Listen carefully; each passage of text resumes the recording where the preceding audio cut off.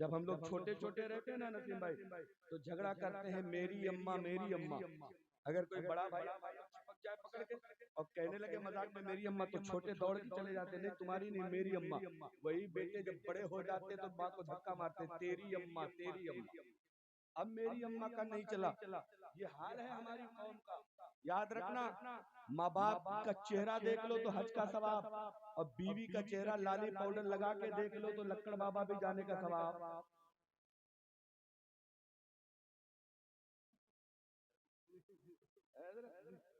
बीवियों से मोहब्बत करना मुस्तफा की सुन्नत है, लेकिन बीवियों के चक्कर में माँ बाप को छोड़ देना ये सुन्नत नहीं। बीवियों के चक्कर में माँ बाप को तकलीफ देना ये सुन्नत। आओ जरा, हजरत उमर का घबरा तो नहीं रहा, वो 15 मिनट हो गया। 15 मिनट मैंने आपसे मांगा था, वो हो गया। पढ़ो सलाम, पढ़ लिया जाए सलाम। जितने लोग कह रहे हैं सलाम ना पढ़े, जरा हाथ उठा के कह रहे सुभान अल्लाह। कुछ लोगों के हाथ नहीं उठे, बीमारी लग जाएगी तो डॉक्टर कीड़िया भी नहीं सही कर पाएंगे।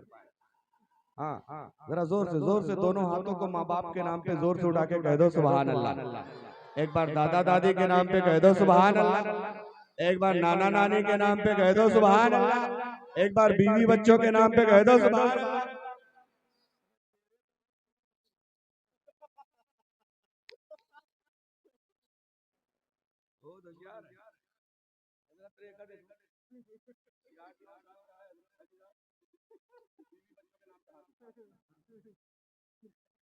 है वो बता रहा है अपने अब्बा को, देख लो बहुत देर नहीं है। हाँ जल्दी काम करो। तवज्जो है, बात आगे बढ़ाया जाए। थोड़ा सा मुस्कुराइए, जोर से कह दीजिए सुभान अल्लाह। सुभान अल्लाह। इनाम नहीं देंगे तो घाटा हमारा, और सुभान अल्लाह नहीं कहेंगे तो घाटा आपका। हम लोगों का बहुत जगह होता है, लेकिन आप अपना मत कराइए, जोर से कह दीजिए सुभान अल्लाह। हाँ, बोलते रहेंगे तो हमको लगेगा कि हम जिंदों के बीच में बैठे हैं। जो नहीं बोलते हैं तो कौन नहीं बोलता जानते हैं? मुर्दा नहीं बोलता। और एक बात और बताएं, इमाम साहब यहाँ के, अच्छा माशाल्लाह, इमाम साहब है, जब तक इमाम के पीछे हो तब तक जिंदा हो। गलत कह रहा हूँ? जब तक इमाम साहब के पीछे हैं तब तक आप जिंदा जोर से बोलो, तब तक आप जिंदा और जिस दिन इमाम के आगे आ गए तो समझ लो इन्ना लिल्लाह। इमाम के आगे कौन रहता है? जिंदा लेटता है कि मुर्दा लेटता है? फिर समझ लो इमाम के पीछे रहने में भलाई है कि आगे रहने में भलाई? पीछे रहने में भलाई। इसलिए हम लोग कहते हैं पीछे इस इमाम के। कहीं कहीं तो पकड़िया चौराहे वाले क्या करते हैं इमाम साहब के साथ, ये तो मैं नहीं जानता, लेकिन कहीं कहीं पीछे इस इमाम का मतलब लोगों ने समझ लिया, पड़ जाओ पीछे इस इमाम के।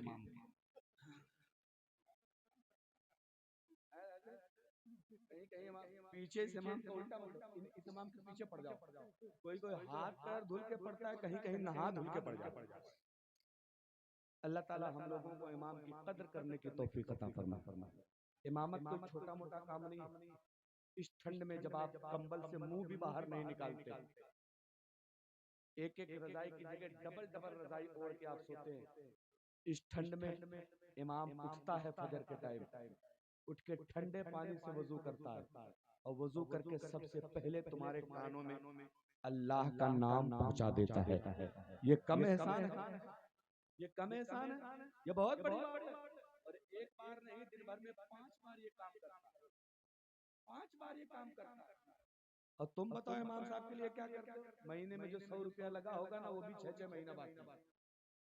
हाँ मजाक नहीं करना। अब बाकी किसका पता? जो कुछ भी हो तो उस चंदे में भी आदमी कहता होगा, अंदर लेटा है, बीवी से कहता जाओ बताए दो नाई है। हाँ, ये हर जगह का मामला। लेकिन अल्लाह करे अगर यहाँ मामला ठीक है तो जोर से कह दो सुभान अल्लाह। और ठीक ही होना चाहिए। अपना खर्चा बाद में और इमाम का खर्चा पहले। हाँ, इमामत कोई आसान काम नहीं। हजरत अबू बकर सिद्दीक को जब मेरे नबी ने फरमाया जा इमामत करो, मैं बीमार हूँ, हजरत अबू बकर जब जाने लगे ना मेंबर पर, कांपने लगे, थरथराने लगा बदन। हजरत उमर ने पूछा, अबू बकर जैसे यहाँ नमाज पढ़ना वैसे वहां पढ़ना। जितनी रकात यहाँ है उतनी रकात वहाँ है। इसमें कांपने की और रोने की क्या जरूरत है। हजरत अबू बकर सिद्दीक फरमाते, उमर तुम्हें नहीं पता, यहाँ जो नमाज पढ़ता है उसको खाली अपनी नमाजों का जवाब देना है, और जब मैं इमाम बन जाऊंगा तो पूरे कौम की नमाजों की जिम्मेदारी मेरे सर। हाँ, इमामत इतना आसान काम नहीं है, बहुत मुश्किल काम है। अब इमाम आपको खाली एक काम करना, डब्बा आगे इंजन आगे लगा है, कुंडा खाली फंसाना है, और फंसेगा कैसे, पीछे ही इतना कह दिया कुंडा फंस गया। अब चुपचाप खड़े रहो, चुपचाप खड़े, कब तकबीर पढ़ना है इमाम जाने, सूरत पढ़ना है इमाम जाने, कौन सा मिलाना है इमाम जाने, रुकू कब करना है इमाम जाने, सजदा कब, कुछ आपका कोई टेंशन है नहीं, सारा टेंशन है इमाम। नमाज टूटे इमाम जाने, नमाज मकरूह है इमाम जाने, नमाज बातिल हो इमाम जाने, नमाज फासिद हो इमाम जाने, कुछ भी आपको करना नहीं। इमाम की हो गई तो तुम्हारी अपने आप हो गई, और इमाम की नहीं हुई तो किसी की नहीं हुई, समझ रहे ना। हाँ, इसलिए आपको होश में रहना और उलमा की इमामों की कदर करना। करेंगे ना इंशाअल्लाह, जोर से बोलो इंशाअल्लाह। तवज्जो है, जरा मुस्कुरा के कहिए सुभान अल्लाह। माँ बाप क्या है, हजरत उमर का जमाना है,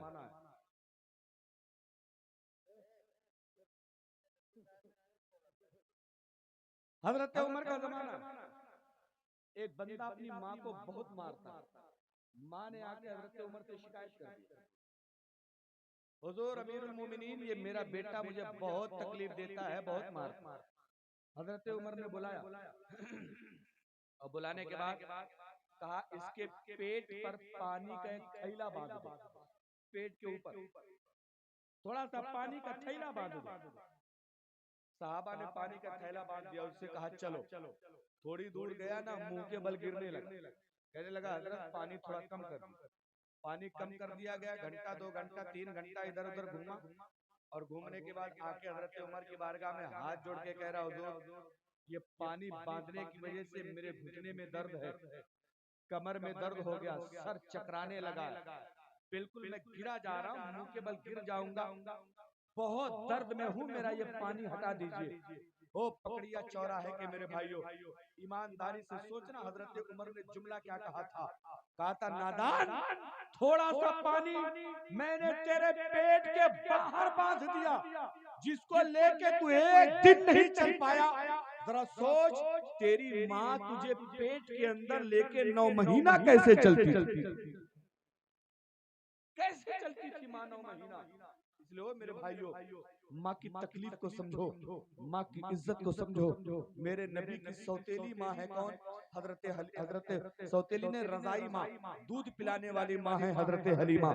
जब वो आती थी ना, मेरे मुस्तफा खड़े हो जाते थे, अपनी चादर पकड़ के बिछा देते थे, और हजरत हलीमा का हाथ पकड़ के उस चादर पे बैठाते थे। साहबा ने पूछा, या रसूल अल्लाह, ये तो आपकी असली माँ नहीं है, ये तो खाली दूध वाली माँ है।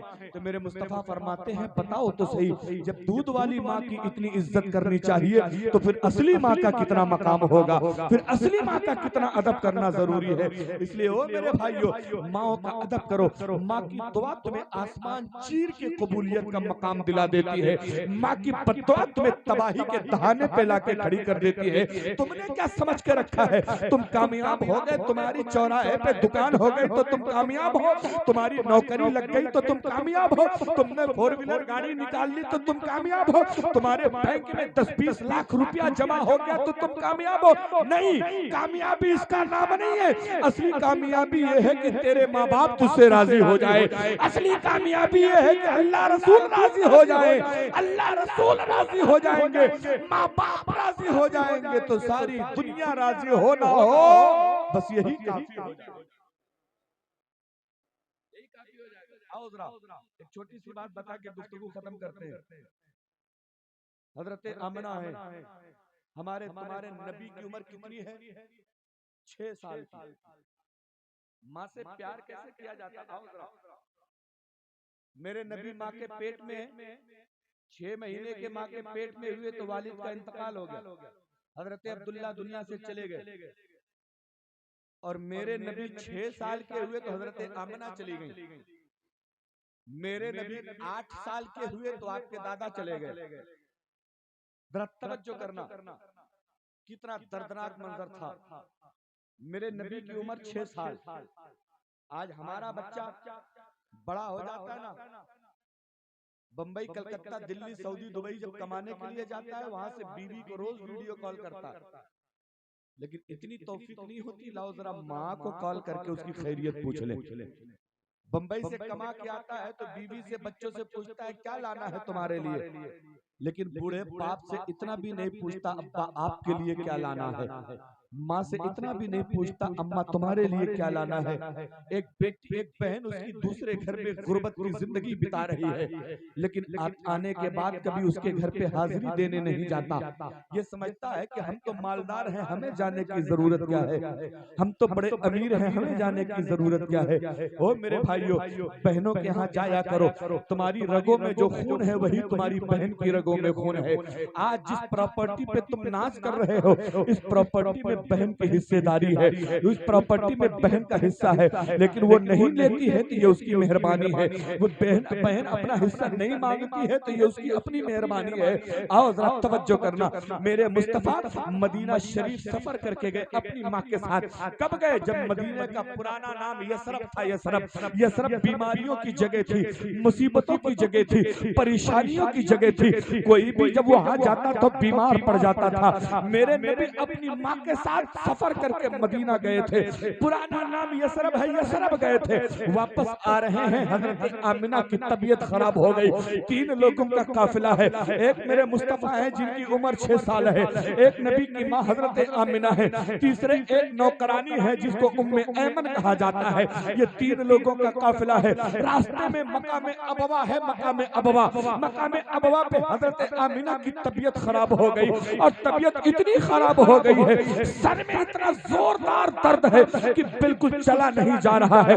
बुखार इतना तेज है हजरत आमिना को कि बिल्कुल पूरा बदन लर्जा पर अंदाम हो रहा है, पूरा बदन बुखार से तप रहा है। हजरत आमिना नौकरानी उम्मे ऐमन से फरमाती, ओ उम्मे ऐमन सवारी को रोक दो, सफर को रोक दो, अब आगे चलने की हिम्मत नहीं है, अब आगे जाने का हौसला नहीं है। हजरत उम्मे ऐमन ने सवारी रोकी है, हजरत आमिना नीचे उतरी है, बिस्तर लगाया गया, हजरत आमिना बिस्तर पे लेट गई है, हजरत उम्मे ऐमन खिदमत में लग गई है। कभी पट्टी उतार रही है पानी वाली ताकि बुखार कम हो जाए, कभी हाथ पैर मल रही है ताकि बुखार कम हो जाए, कभी सर की मालिश कर रही है ताकि सर का दर्द कम हो जाए।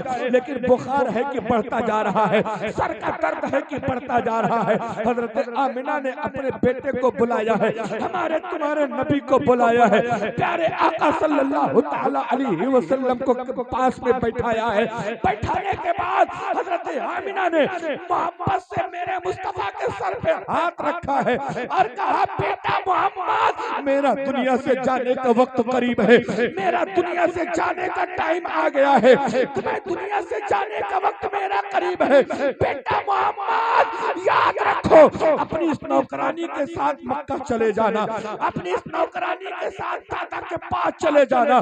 तुम्हारा अब दुनिया में तो कोई नहीं रहेगा, लेकिन तुम्हारे दादा तुमसे बड़ी मोहब्बत करते हैं, उनके पास चले जाना, उनके पास जाना। मेरे मुस्तफा ने जैसे इतना सुना है ना, माँ के सीने से लिपट के रोने लगे। वो कहते हैं, अम्मी जान बताओ तो सही, आप छोड़ के चली जाओगी तो मुझे कपड़े कौन पहनाएगा, आप चली जाओगी तो खाना कौन खिलाएगा, आप चली जाओगी मेरे दर्द का मरहम कौन लगाएगा, आप चली जाओगी तो दुनिया में मुझे सहारा कौन देगा। अम्मी जान, अब्बू का चेहरा भी मैंने नहीं देखा है, वालिद साहब मेरे दुनिया में आने से पहले चले गए, आपकी मोहब्बत थोड़ी सी मिलती थी, आपका प्यार मिलता था तो दुनिया अच्छी लगती थी। अम्मा आप भी चली जाओगी तो मुझे सहारा कौन देगा। हजरत आमिना ने बेटे को सीने से लगाया है और फरमाती, बेटा मोहम्मद मैं दुनिया में मुझे कोई जाने ना जाने, लेकिन मेरा बेटा मोहम्मद दुनिया में इतना नाम पैदा करेगा कि उसकी वजह से उसकी माँ को भी दुनिया जान जाएगी, उसकी माँ को भी दुनिया पहचान। नारे तकबीर, नारे रिसालत, मसलके आला हजरत, फैज़ाने आला हजरत, खानदाने मुस्तफा नारे तकबीर, नारे रिसालत। तवज्जो करना, मेरे नबी अपनी माँ की गोद के पास बैठे रो रहे हैं। माँ अपने बेटे का चेहरा देख देख के माँ की आंखों में आंसू है। या जरा ईमानदारी से बता रहे, 6 साल का बच्चा है, दुनिया से माँ जा रही हो, बच्चे को इतना पता है कि आज के बाद माँ का चेहरा नहीं दिखेगा। माँ को इतना पता है कि बच्चे को बेसहारा छोड़ के जा रही हो। जरा तकलीफ का तो अंदाजा लगाओ। लेकिन एक बात याद रखना, जितना बड़ा ओहदा दिया जाता है उतना बड़ा टेस्ट लिया जाता है, जितना बड़ा मर्तबा मिलता है उतना बड़ा इम्तिहान देना पड़ता है। मेरे नबी को इमामुल अंबिया, नबियों का सरदार बनाया गया है, तो शुरू बचपने ही से इम्तिहान शुरू हो गया है, बचपने ही से नबी की आजमाइश का दौर शुरू हो गया है। नबी दुनिया में आए भी नहीं कि बाप का साया उठा लिया गया। मुस्तफा 6 साल के हैं कि माँ दुनिया से जाने को तैयार है।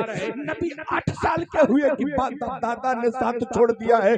पता यह चला कि मर्तबा मिलने, मर्तबा मुस्तफा को मिला है तो इम्तिहान भी नबी दे रहे हैं। और जरा तवज्जो करना, हजरत आमिना रो रही है। आखिरकार मुस्तफा को मुस्तफा सराहने बैठे हैं। माँ के चेहरे पे मुस्तफा की नजर है। देखते ही देखते हजरत आमिना ने इस दुनिया को खैराबाद कह दिया है। हजरत आमिना ने आखिरी सांस ले ली है। मेरे नबी अपने माँ के सीने से लिपट के रो रो के कह रहे हैं, अम्मी आंखें तो खोलो जरा, मोहम्मद का चेहरा तो देख लो, अम्मी आंखें खोलो तो सही, आखिर मुझे एक बार बेटा करके तो पुकार दो। कसम परवरदिगार की, जरा सोच के देखे, 6 साल के मेरे मुस्तफा है, अपनी माँ के पास बैठ के आंसू बहा रहे होंगे, आसमान भी रो रहा होगा, जमीन के फरिश्ते भी आंसू बहा रहे होंगे। इतना प्यारा नबी जब अपनी माँ के जाने पे रो सकता है, तो जरा बताओ हमें अपनी माँ का कितना अदब होना चाहिए, हमें अपनी माँ का कितना एहतराम होना चाहिए। आओ जरा तवज्जो करना, हजरत उम्मे ऐमन ने नबी को सीने से लगाया और कहती, बेटा मोहम्मद, मैं तुम्हारी माँ तो नहीं बन सकती, लेकिन एक बात याद रखना, जब तक मैं दुनिया में रहूंगी तब तक तुम्हारा सहारा बन के रहूंगी, जब तक मैं दुनिया में रहूंगी तब तक तुम्हारी खिदमत गुजार बन के रहूंगी। आओ जरा तवज्जो करना, ओ मेरे पकड़िया के मेरे भाइयों, आज किस मुंह से तुम अपनी माँ को सताते हो, किस मुंह से तुम अपनी माँ को तकलीफ देते हो? आखिर क्या तुम्हें माँ का दर्द याद नहीं रह जाता? क्या तुम्हें माँ की कुर्बानियां याद नहीं रह जाती? आज तुमने थोड़ी सी तरक्की कर ली है, तुम्हें क्या लगता है तेरी माँ के बाल जो सफेद हुए हैं वो धूप में नहीं, तेरी तरक्की के लिए सफेद हुए हैं। तेरे माँ के चेहरे पे जो वक्त से पहले बुढ़ापा आ गया है, वो बुढ़ापा अपनी वजह से नहीं है, तेरी फिक्र करते करते, तेरे बारे में सोचते सोचते ये बुढ़ापा आया है। आज तू किस लायक हो गया है कि आज तू अपनी माँ को तकलीफ पहुंचा रहा है, आज तू अपनी माँ को दर्द दे रहा है।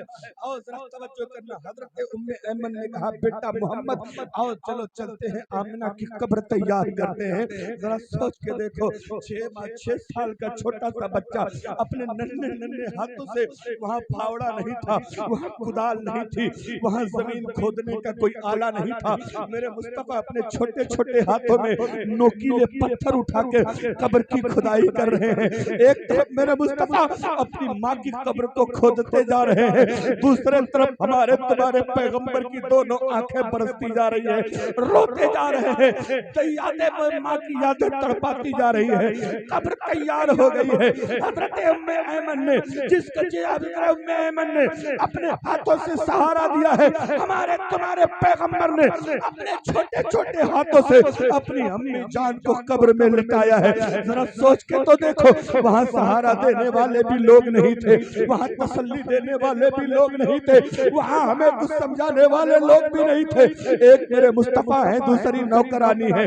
अपने नन्हे नन्हे हाथों से दफन करने के बाद मिट्टी चढ़ा दी गई है, और मिट्टी से लिपट के हमारा तुम्हारा पैगंबर रो रहा है, मिट्टी से लिपट के हमारे तुम्हारे नबी अपनी माँ की याद में आंसू बहा रहे हैं। हजरत उम्मे ऐमन ने उठाया, सीने से लगाया और कहती बेटा चलो जरा, चलो बहुत वक्त हो रहा है, हमें मक्का पहुंचना है। उठा के मुस्तफा को सवारी पे बैठाया, सवारी पे बैठ के हजरत उम्मे ऐमन आगे चली है। आगे गई है तो मेरे मुस्तफा मुड़ मुड़ के माँ की कब्र को देख रहे हैं, मुड़ मुड़ के माँ की कब्र की ज़ियारत करके रो रहे हैं। आगे गए हैं तो हजरत उम्मे ऐमन ने सवारी रोकी है कि जरा हाजत पूरी कर ले, जरा कुछ जरूरियात जिंदगी पूरी कर ले। उतर के कहीं जंगल में हाजत पूरी करने गए हैं, मेरे मुस्तफा उतरे हैं, माँ की कब्र की तरफ दौड़ लगाई है और जाके माँ की कब्र को चिपक के रो रो के कह रहा है तुम्हारा मोहब्बत तुमसे दूर हो रहा है,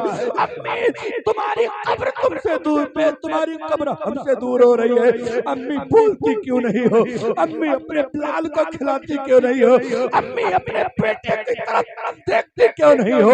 लेकिन ये निजाम कुदरत है, ये निजाम दुनिया है। आखिर रब की मर्जी यही थी, हज़रत आमिना की कब्र से चिपक के हमारे तुम्हारे नबी रो रहे हैं, रो रहे हैं, रो रहे हैं। हज़रत उम्मे ऐमन जब हाजत पूरी करके वापस आई तो क्या देखती है कि मोहम्मद नहीं मौजूद है, आका नहीं है। देखा तो अपनी माँ की कब्र से लिपट के रो रहे हैं। जाके उठाया है, लेके सीने से लगाया है, तसल्ली देके लेके मक्का आ गई है। ओ पकड़िया चौराहे के लोगों, ईमानदारी से बताना, जब हमारा तुम्हारा नबी अपनी माँ से इतना प्यार कर सकता है तो बोलो हमें माँ से प्यार करना चाहिए कि नहीं चाहिए, हमें माँ की इज्जत करना चाहिए कि नहीं चाहिए। वाह वाह वाह, नारे तकबीर, नारे रिसालत, बस लगे आला हजरत, फैदाने आला हजरत, अज़मते वालिदैन, नारे तकबीर, नारे रिसालत। जिंदाबाद। मेरे भाइयों, माँ से प्यार करते रहना।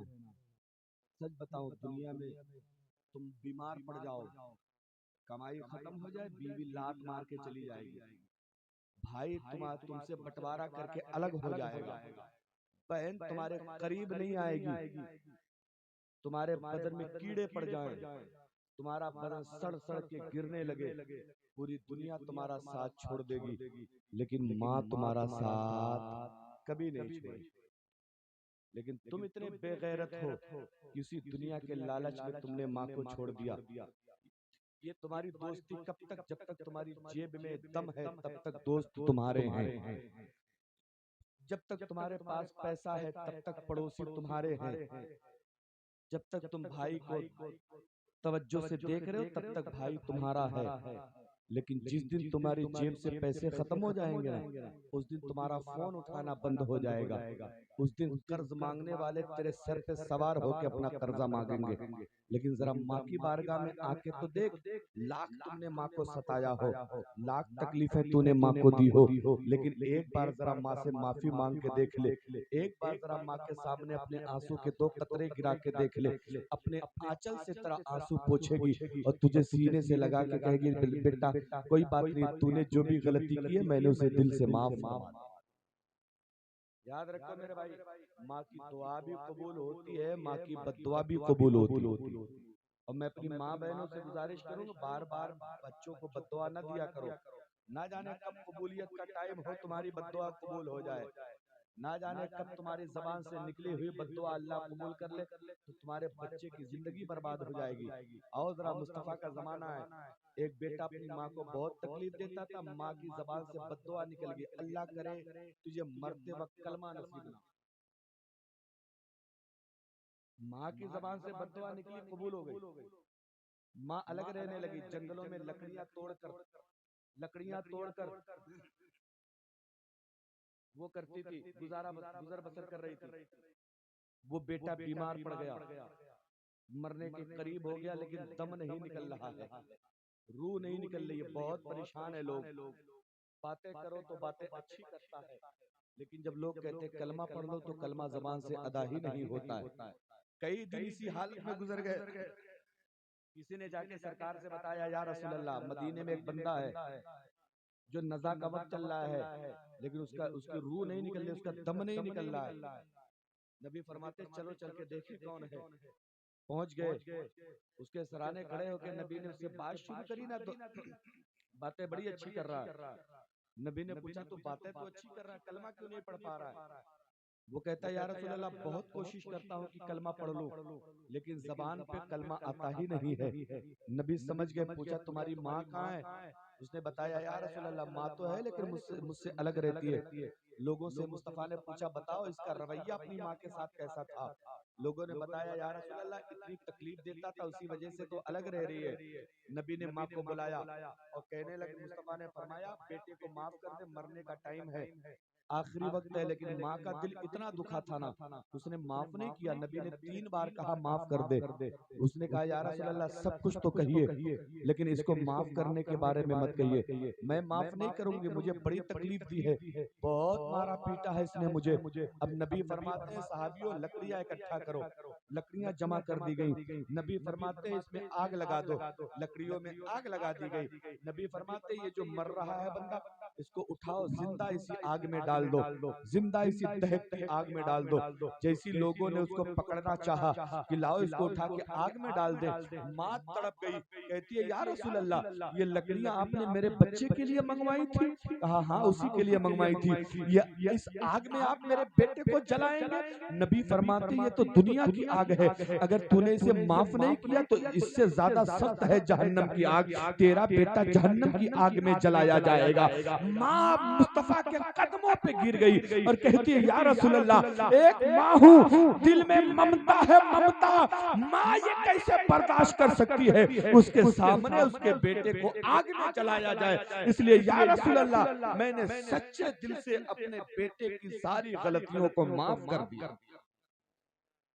इसलिए मेरे भाइयों तुम भी अपने माँ से गलतियां हो गई होंगी, बीवियों के चक्कर में तुमने माँ को तकलीफ दिया होगा तो माफी मांग लो, अभी वक्त है। बीवी एक नहीं 1000 मिल जाएगी, लेकिन ओरिजिनल माँ तुम्हें दोबारा कभी नहीं। इसलिए माँ की कदर करो। माँ का एक एहसान नहीं, बहुत सारे एहसान हैं, बहुत सारे एहसान हैं। इसलिए एक साहबी आए, उन्होंने कहा या रसूल अल्लाह मैंने अपने कंधे पर अपनी माँ को बैठाकर नंगे पैर काबा का 7 चक्कर लगाया, तवाफ करवाया नंगे पैर धूप में। क्या मेरी माँ का हक अदा हो गया? मेरे मुस्तफा फरमाते तू पूरी जिंदगी के हक की बात करता है, तूने जो थोड़ा सा तेरी पैदाइश के वक्त जो माँ को दर्द हुआ था, उस दर्द का एक झटका भी अभी अदा नहीं हुआ, तो पूरी जिंदगी की बात करता है। इसलिए वो मेरे भाइयों कोशिश करें कि माँ को न सताएं, माँ को तकलीफ न दें। माँ खुश है तो मुस्तफा खुश है, माँ खुश है तो अल्लाह खुश है। दुनिया का, मैं तो बार बार कहता हूँ, दुनिया का सबसे अमीर बेटा वो है जिसके माँ बाप जिंदा हैं, और दुनिया का सबसे गरीब बेटा वो है जिसके रहते हुए माँ बाप दुनिया से चले गए। तुम्हें क्या लगता है बाप की बूढ़ी चारपाई, माँ बूढ़ी माँ की चारपाई आंगन में पड़ी है तो वो फालतू है? अल्लाह की कसम खा के कहता आपने पेड़ देखा? पेड़, बाप की मिसाल पेड़ की तरह है। पेड़ जब तक हरा भरा रहता है तब तक फूल देता है, फल देता है, साया देता है। लेकिन वही पेड़ जब सूख जाता है तो जाते जाते जलाने की लकड़ी दे के चला जाता है। यही हाल हमारे तुम्हारे बाप का है। जब तक बदन में ताकत है तब तक मेहनत मजदूरी करके घर चलाता है, लेकिन जब बदन में ताकत नहीं है तो चारपाई पे लेटे लेटे बच्चों के लिए दुआएं करता रहता है। आपने हमें बुलाया, हमें खाना खिलाएंगे, नजराना देंगे, हम आपके लिए दुआ कर दें, इसमें कोई कमाल की बात नहीं। कमाल की बात तो तब है कि ठंड का मौसम है, तुमने बाप को जैकेट नहीं दिलाया, रजाई नहीं दिलाई, माँ को तुमने जूते चप्पल नहीं दिलाए, माँ ठंड में तरसती रही, परेशान होती रही। लेकिन फिर भी अगर तुम्हें तकलीफ होती है ना तो मुफ्ती साहब बाद में आएंगे, इमाम साहब बाद में आएंगे, सबसे पहले दुआ के लिए हाथ तुम्हारी माँ का उठेगा, सबसे पहले तुम्हारी माँ का हाथ उठेगा। लेकिन मामला ये है जब से बड़की अम्मा घर में आ गई तब से ओरिजिनल अम्मा का काम है खत्म। अब वो चुड़ैल आते ही सबसे पहले बीच में पार्टीशन डलवा देती। याद रखना आज तुमने अपनी माँ को बच्चों से अलग कराया, कल तुम्हें भी माँ बनना है। कमा तुदीनो तुदान, जैसा करोगे वैसा भरोगे। बड़े बूढ़े कहते हैं जैसी करनी वैसी भरनी, समझ रहे ना? इसलिए माँ की इज्जत करे, माँ नाराज उसको मना ले, माँ परेशान हो। ये ठंड का मौसम आया ना, अपनी बीवी के लिए स्वेटर बाद में लाना, पहले जा जरा माँ से पूछ, माँ के पास स्वेटर ना हो, शाल ना हो, ठंड में पहनने के लिए मोजे ना हो, तो पहले माँ को ला के दे दे, फिर बीवी को बाद में ला के देना, बच्चों को बाद में ला के देना। इसलिए कि माँ की दुआ रहेगी तो अल्लाह तुम्हें दुनिया में भी कामयाब कर देगा, आखिरत में भी कामयाब। इसलिए हमें ये करना कि चलते चलाते, मेरी माँ दुनिया में नहीं है, अल्लाह ने हर चीज से नवाजा मुझे, किसी चीज की कमी नहीं है, लेकिन सिर्फ एक माँ दुनिया में नहीं है ना, तो ऐसा लगता है घर बिल्कुल सूना सूना है, घर बिल्कुल सूना सूना है। मैं चलते चलाते वही 2-3 शेर मैं अपनी माँ के लिए हर जलसे में पढ़ता हूँ। आप अगर इजाजत दे तो 2-3 शेर माँ के लिए पढ़ दिया जाए। अगर माँ से सच्चा प्यार है तो जोर से कह दे सुभान अल्लाह। मेरी माँ नहीं है, इसमें बहुत सारे लोग होंगे जिनकी माएँ नहीं है। अल्लाह ताला जिनकी माँ नहीं हो उनको सवाब पहुंचाने के लिए, और जिनकी माँ दुनिया में हो उनकी उम्र बढ़ने के लिए पूरा मजमा एक बार और जोर से कह दे सुभान अल्लाह। सुने, माँ नहीं तो या रसूल अल्लाह। दोस्तों थोड़ी सी तवज्जो कर, मैं एक बात बताऊं, मेरी आदत ये नहीं है कि मैं आपको चुटकुला सुनाऊं, मेरी आदत ये नहीं है कि मैं आपको लतीफा सुनाऊं, कहानी सुनाऊं। हम मुस्तफा के मिंबर पे बैठे, जिसको मिंबर रसूल कहा जाता है, यहाँ से चुटकुलेबाजियां नहीं होनी चाहिए। मिंबर मुस्तफा से कुरान और हदीस का पैगाम होना चाहिए। आइए जरा, मैंने कुरान की आयत पढ़ी, मेरी बहनों तुम भी गौर से सुनना, और मेरे नौजवानों बच्चों बहुत गौर से सुनना जरा। अल्लाह ताला कुरान पाक में फरमाता है, वला तकुल लहुमा उफ़्फ़िन वला तनहरहुमा।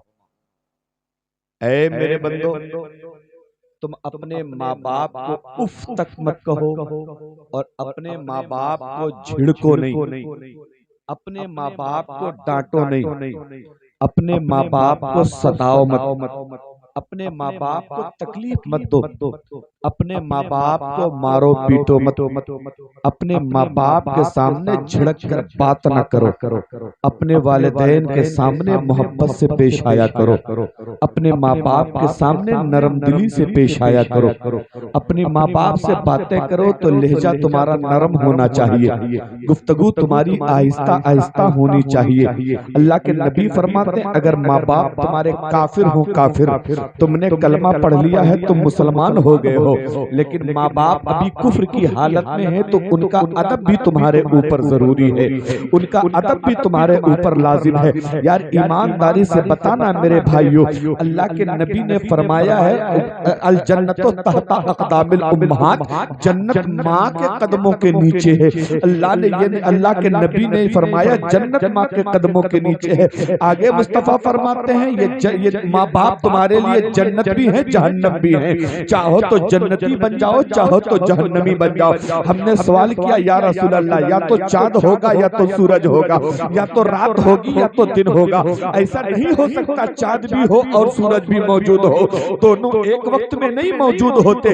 रात हो या दिन हो, दोनों एक ही हो सकता है, रात भी हो और दिन भी मौजूद हो, ऐसा नहीं हो सकता है। या रसूल अल्लाह, आपने फरमाया तुम्हारे माँ बाप तुम्हारे लिए जन्नत भी है जहन्नम भी है। या रसूल अल्लाह, या तो माँ बाप जन्नत होंगे या जहन्नम होंगे, दोनों कैसे हो सकते हैं? तो मुस्तफा फरमाते हैं, दोनों इस तरह है, माँ बाप की खिदमत करोगे अल्लाह तुम्हें जन्नती बना देगा, माँ बाप को सताओगे अल्लाह तुम्हें जहन्नम में डाल देगा। अब फैसला तुम्हें करना है, माँ बाप को सता के जहन्नम खरीदना है, या माँ बाप की खिदमत करके जन्नत का दरवाजा खोलना है। फैसला तुम्हारे ऊपर है। आज तुम्हारी माँ रोड पे चले जाओ तो माँ भीख मांग रही है, चौराहे पे चले जाओ तो माँ भीख मांग रही है, बस स्टॉप पे चले जाओ तो माँ भीख मांग रही है, रेलवे स्टेशन पे चले जाओ तो माँ भीख मांग रही है, घर घर में माँ भीख मांग रही है। और मेरे नौजवानों, क्या तुम्हें शर्म नहीं आती है? तुमने अपनी माँ को भिखारी बना दिया है। तुझे अपनी माँ को पलकों पे बैठा के रखना था, तुझे अपनी माँ को नरम नरम बिस्तर पे बैठा के रखना था। तूने अपनी माँ को मई जून की धूप में भीख मंगवाया है। तूने अपनी माँ को दिसंबर जनवरी की ठंड में तूने अपनी माँ से भीख मंगवाया है। पता तो सही, मुस्तफा जान रहमत फरमाते हैं, अगर माँ नाराज है तो मुस्तफा नाराज हो जाते हैं, और अगर मुस्तफा नाराज हो तो उसका खुदा नाराज। माँ को राजी करो, अल्लाह राजी हो जाएगा। माँ को नाराज करोगे, अल्लाह नाराज हो जाएगा। आओ जरा देखो, हमने पूछा या रसूल अल्लाह, और बताए माँ बाप का मकाम क्या है? मेरे मुस्तफ़ा करीम फरमाते हैं, माँ बाप का मकाम ये है, माँ बाप का मकाम ये है, माँ बाप का मकाम ये है कि अगर तुमने मक्का मदीना नहीं देखा है, अगर तुमने सफा मरवा नहीं देखा है, अगर तुमने मिना मुज़दलिफा नहीं देखा है, तुमने मकाम अरफात की ज़ियारत नहीं करी है, तूने रमी जिमार नहीं किया है, तूने मुस्तफ़ा का मदीना नहीं देखा है, तूने खाने काबा नहीं देखा है, तूने मकाम इब्राहिम नहीं देखा है, तूने मीज़ाबे रहमत नहीं देखा है, तूने रुकने शामी नहीं देखा है, तूने रुकने यमानी नहीं देखा है, तूने हजर असवद को नहीं चूमा है, तो घबराने की जरूरत नहीं है, परेशान होने की जरूरत नहीं है। लोगों ने सवाल किया था, या रसूल अल्लाह, आपके जो उम्मती मक्का के करीब है उन्होंने मक्का देख लिया, जो मदीने के करीब है उन्होंने मदीना देख लिया, जो दौलत वाले लोग हैं उन्होंने उम्रा करके मक्का मदीना देख लिया है, जिनको अल्लाह ने हज की दौलत अता फरमाई उन्होंने हज करके मक्का मदीना देख लिया है। लेकिन या रसूल अल्लाह, इसी तुलसीपुर के चौराहे पर, इसी इलाके में न जाने कितने गरीब होंगे जिनकी तमन्ना है कि मदीना देखा जाए, लेकिन जेब में दम नहीं है, जिनकी तमन्ना है कि मक्के का काबे का तवाफ किया जाए, लेकिन हवाई जहाज का टिकट खरीदने का पैसा नहीं है, वीजा लगवाने का पैसा नहीं है। बताओ या रसूल अल्लाह, आखिर वो मदीना देखे तो कैसे देखे, वो मक्का देखे तो कैसे देखे, वो मीज़ाबे रहमत देखे तो कैसे देखे, वो नबी की बारगाह में सलाम पेश करे तो कैसे करे? मेरे नबी फरमाते हैं, अगर गरीब हो, मक्का नहीं देखा है, मदीना नहीं देखा है, कमाने के पैसे नहीं है, जहाज के पैसे नहीं है, माँ बाप जिंदा है, सुबह उठो, वापस से माँ का चेहरा देख लो, अल्लाह तुम्हें हज का सवाब फरमा देता है, अल्लाह तुम्हें हज का सवाब अता फरमा। नारे तकबीर, नारे रिसालत, मसलके आला हजरत, अज़मते वालिदैन, शाने वालिदैन, नारे तकबीर, नारे रिसालत, जिंदाबाद। मेरे नबी फरमाते, सुबह उठो, मोहब्बत से माँ का चेहरा देख लो, फिर माँ का चेहरा मोहब्बत से देख लो तो हज का सवाब है। यार मेरे भाई जरा ईमानदारी से बताना, जिस माँ का चेहरा देखने पे अल्लाह हज का सवाब दे देगा, उस माँ की खिदमत करने पे अल्लाह कितना सवाब देगा, उस माँ बाप के पैर दबाने का अल्लाह कितना सवाब देगा। लेकिन तुम्हें तो मामला अलग तुम्हारा नजर आ रहा है, तुम तो सवाब कहीं और ढूंढ रहे हो। तुम हर नौचंदी बीवी को लेके बहराइच चले जाते हो, हर देवा के मेले पे बीवी को लेके देवा चले जाते हो, हर साल तुम गाजी सरकार के मेले में जाते हो, हर साल तुम अजमेर शरीफ चले जाते हो। ठीक है, मज़ारों पे जाना तुम्हारा जायज है, लेकिन बीवियों को ले जाने की क्या जरूरत है, माओ को ले जाने की क्या जरूरत है, जवान बेटियों को ले जाने की क्या जरूरत है, तुम्हें अपनी जवान बहन को मेले में ले जाने की क्या जरूरत है? अरे गाजी सरकार तो यहाँ बैठ के पुकारने वालों को भी सुन लेते हैं, हमारा ख्वाजा तो घर से मानने वालों को भी सुन लेते हैं, इसलिए वहां औरतों को ले जाने की जरूरत नहीं है। लेकिन आओ जरा तवज्जो करना, तुमने तो बाबाओं के ऊपर चादरें चढ़ाई है, माँ का सर खुला है, तुम बाबा पे चादर चढ़ा रहे हो, तुम्हारी बेटी का सर नंगा है, तुम मजार पे चादर चढ़ा रहे हो, हर साल अजमेर जाते हो। अल्लाह की कसम खा के कहता हूँ, दुनिया का कोई बाबा तुमसे तब तक राजी नहीं होगा जब तक घर में तेरे माँ बाप राजी नहीं हो जाएंगे। घर में माँ बाप राजी हो जाएंगे, दुनिया के सारे माँ बाप अपने आप। माशाअल्लाह माशाअल्लाह। लेकिन तुम तो लगे हो चादर चढ़ाने में, तुम तो लगे हो वहां बकरा काटने में, तुम तो लगे हो मुर्गा काटने में, लेकिन तुम तो ये भी नहीं सोचे पीर साहब घर में हैं और पीर का जूता लिए लिए घूम रहा है। माँ को घर में गुलगुला नहीं खिला रहा, पीर साहब को रसगुल्ला खिला रहा है। तुम कहते हो कि तुम्हारा भला हो जाएगा, अल्लाह की कसम खा के कहता हूँ, दुनिया का कोई पीर दुनिया का उसका हाथ चूमने पे इतना सवाब नहीं है जितना सवाब माँ बाप का कदम चूमने पे अल्लाह का फरमा। एक नहीं 1000 पीर मिलके 1000 पीर मिल जाए और तुम्हारे लिए बद्दुआ करे, बद्दुआ, और एक बूढ़ी माँ तुम्हारे लिए दुआ कर देना तो अल्लाह की कसम खा के कहते तो अल्लाह 1000 पीरों की बद्दुआ रद्द कर देगा। तेरी अकेली बूढ़ी माँ की दुआ अल्लाह कबूल फरमा लेगा। और 1000 पीर मिलके तेरे लिए दुआ करें, तेरी सलामती की दुआ करें, तेरी कामयाबी की दुआ करें। 1000 पीर मिलके दुआ करें और एक पीर तेरी माँ तेरे लिए बद्दुआ कर देना तो तुझे तबाही से कोई नहीं बचा सकता, तुझे मरने से, तुम्हें तेरे बर्बाद होने से कोई नहीं बचा सकता।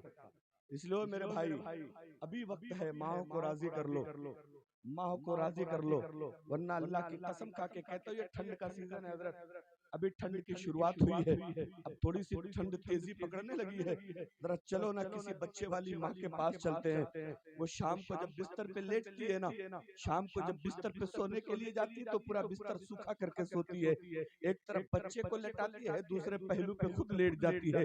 लेकिन वही छोटा सा बच्चा जब रात में पेशाब करता है ना तो माँ उस पेशाब वाली जगह की तरफ खुद खसक जाती है, बच्चे को दूसरे पहलू पे लेटा लेती है, दूसरी तरफ लेटा लेती है। क्यों? बच्चा रात भर रहेगा, पेशाब पे ठंड लगेगी, निमोनिया हो जाएगा, बच्चे को बुखार आ जाएगा। तेरे पेशाब पर तेरी माँ रात भर लेटती है और तुझे सूखी जगह पे लेटाती है। और अगर बच्चा इस पहलू पर भी पेशाब कर दे तो माँ तुझे उठाती है, रात भर अपने सीने पे लेटा लेती है, रात भर अपनी नींद कुर्बान कर देती है ताकि तेरी नींद खराब ना हो, अपना चैन सुकून बर्बाद कर देती है ताकि तेरा सुकून बर्बाद ना हो, अपनी आंखों को जाकर काट देती है ताकि तेरी आंखों में नींद आ सके। यार जरा सोच के देखो, ये कुर्बानी दुनिया में देने वाला कोई नहीं है। तेरा भाई हो, तेरा भाई, उसका बिस्तर भीग जाए वो तेरे बिस्तर को छीन लेगा, लेकिन माँ का बिस्तर भीग जाए तो भीगे हुए बिस्तर पे माँ तो रात गुजार लेगी,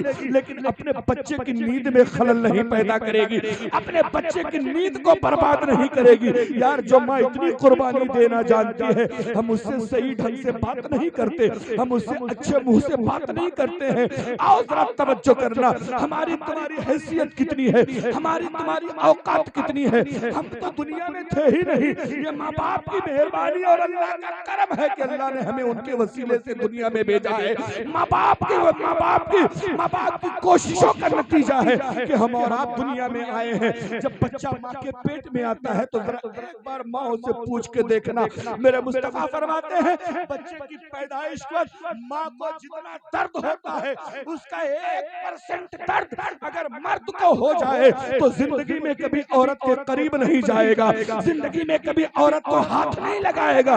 लेकिन आओ जरा तवज्जो करना, जब बच्चा माँ के पेट में आता है, जब नुत्फा करार पाता है तो हमारी तुम्हारी माँ को मतली आती है, उल्टी आती है, बुखार आता है, पेट में मरोड़ पैदा हो जाता है, सर चकराने लगता है, भूख नहीं लगती है, बीमार पड़ जाती है, चलना फिरना मुश्किल हो जाता है। सहेलियां कहती हैं दवा ले लो, भाई कहता है दवा ले लो, माँ कहती है दवा ले लो, लेकिन पता है हमारी तुम्हारी माँ ने दर्द का टेबलेट इसलिए नहीं खाया है कि पेट में पलने वाला बच्चा खराब हो जाएगा। हमारी तुम्हारी माँ ने दवा का इंजेक्शन इसलिए नहीं लगवाया है कि पेट में पलने वाला बच्चा खराब ना हो जाए। 3-4 महीना मतली बर्दाश्त करती है, 3-4 महीना थोड़ा खाना खा के गुजर कर लेती है, लेकिन फिर भी वो दवा नहीं खाती। क्या ये सच्चाई नहीं है इस जमाने की? क्या ये हकीकत नहीं है? आओ और आगे बढ़ो। अब वो बच्चा जैसे जैसे पेट में बढ़ता है माँ की तकलीफ बढ़ती है, बच्चा जैसे जैसे पेट में बड़ा होता है माँ का दर्द बढ़ता रहता है, पेट बढ़ता रहता है, चलना फिरना मुश्किल हो जाता है, काम धाम करना मुश्किल हो जाता है। बच्चा 8वां महीना शुरू होता है, 7वां महीना शुरू होता है तो बच्चा पेट में हरकत करता है, कभी पैर चलाता है तो माँ का पेट दुखता है, कभी अंदर से हाथ की हरकत करता है तो माँ को तकलीफ होती है। लेकिन अल्लाह की की कसम खा के कहता हूँ तुलसीपुर के मेरे भाइयों, ईमानदारी से बताना, क्या पैदा होने के बाद तुम्हारी माँ ने कभी कहा तुमसे कि जितनी लात तुमने पेट में चला के मुझे मारा है, लाओ मुझे बदला दे दो, जितने हाथ के तमाचे तूने पेट में मारे हैं, लाओ मुझे बदला दे दो?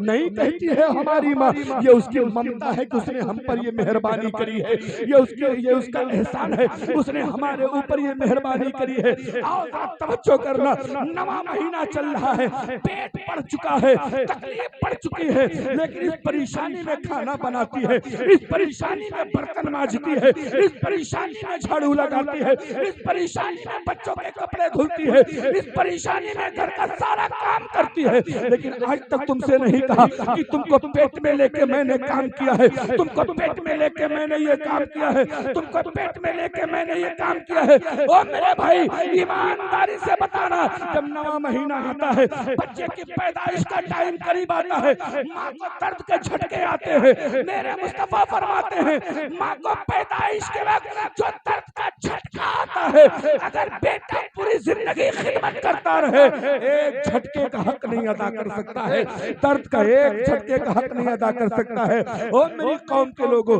आओ जरा थोड़ी सी तवज्जो करना, आखिरी वक्त चल रहा है, माँ हॉस्पिटल में एडमिट है, माँ भर्ती है हॉस्पिटल में, नर्स दवा पे दवा कर रही है, डॉक्टर दवा पे दवा कर रहा है, तकलीफ से तड़प रही है, आंखें भर रही है, परेशानी पे परेशानी आ रही है। ऐसा लगता है कि दम निकल रहा है, ऐसा लगता है कि जिस्म की सारी हड्डियां टूट गई हैं। लेकिन जब बच्चा पैदा होता है, बच्चा माँ की गोद में आता है, दुनिया का सारा गम भुला देती है और रब का शुक्र अदा करती है। अल्लाह तेरा करम है कि तूने औलाद वाला बना दिया है, तेरा करम है कि तूने बेटा या बेटी वाला बना दिया।